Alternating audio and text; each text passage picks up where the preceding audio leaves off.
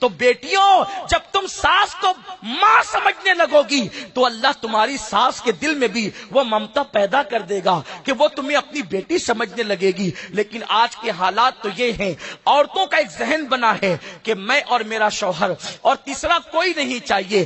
یاد رکھیں اے خاتون جنت کی کنیزوں, جس گھر میں ماں باپ نہیں ہوتے یا جس گھر میں ساس سسر نہیں ہوتے وہ گھر خوشیوں کے حوالے سے ادھورا رہتا ہے. آپ کو نہیں پتا اللہ رب العزت نے اپنے ذمہ کرم پر یہ بات لی ہے کہ جس کو اسلام میں بڑھاپا آ جائے اور وہ جو دعا کرے تو اللہ ان بوڑھوں کی دعا کو رد نہیں کرتا بلکہ قبول فرماتا ہے. اور بوڑھوں کی عادت ہوتی ہے وہ چلتے پھرتے دعائیں دیتے ہیں. اے خاتون جنت کی کنیزوں یاد رکھیں مغربی تہذیب میں نہ ڈوبو, مغربی کلچر کی طرف نہ جاؤ, اسلامی کلچر کی طرف آؤ, اسلامی تہذیب کی طرف آؤ اور اپنی سوچ کو بدلو, اپنی فکر کو بدلو. آپ جانتے ہیں اے خاتون جنت کی کنیزوں آج ماں باپ بوڑھے ہو جائیں تو بھی لوگ نظر انداز کرتے ہیں, تو ساس سسر کا لوگ احترام کیسے کر سکتے ہیں؟ آقا کریم صلی اللہ علیہ وسلم کی کنیزوں آؤ میں تمہیں بتاؤں, ایک وقت تھا کہ بوڑھوں کا اتنا احترام کیا جاتا تھا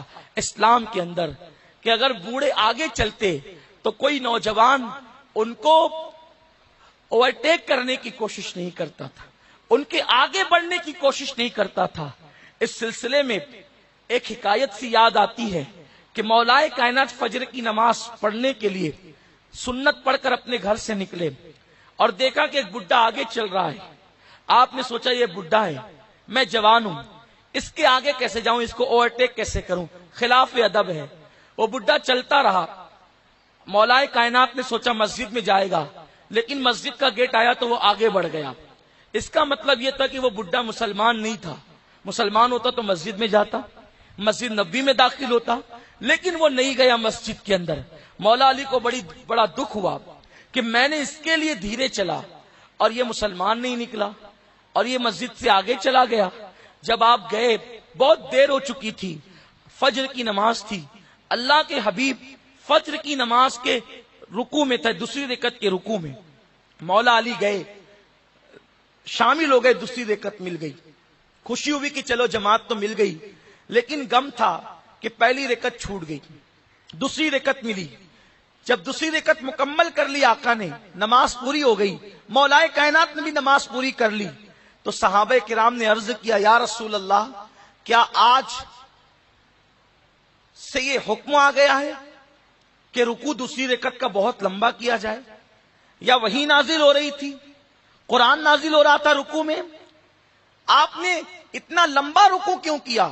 ہم کو یوں لگا کہ آپ نے اتنا لمبا رکوع کیا تو کہیں سورج نہ نکل جائے.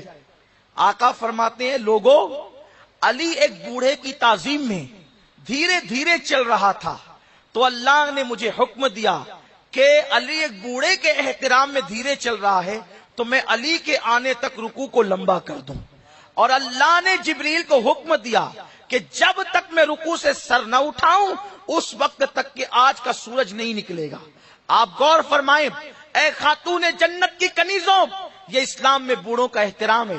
لیکن آج ساس بوڑھی ہو جائے, سسر بوڑھا ہو جائے تو آج کل کی لڑکیاں ان سے نفرت کرتی ہے, ان سے دور جاتی ہے, بلکہ وہ کھانستے تو بھی نفرت کرتے ہیں لوگ, وہ بیمار پڑتے ہیں تو بھی لوگ نفرت کرتے ہیں, ماں باپ کی بیماری سے نفرت کرتے ہیں. لیکن میں ایک بات اپنی بہنوں سے کہنا چاہتا ہوں کہ میری ماں اور بہنوں, کیا ہم ہمیشہ جوان رہیں گے؟ ہماری تقدیر میں کون سی بیماری ہے یہ کس نے دیکھا ہے؟ کیا آپ کو پتا ہے بڑھاپے میں آپ کو کون سی بیماری لگے گی؟ اس لیے کسی کی بیماری سے نفرت مت کرو, بوڑھوں سے نفرت مت کرو, بوڑھوں کی خدمت کرو. اگر بوڑھے ماں باپ کی شکل میں ہیں ان کی بھی خدمت کرو, بوڑھے ساس سسر کی شکل میں ان کی بھی خدمت کرو, اس لیے کہ اللہ ان کی دعاؤں کو رد نہیں کرتا.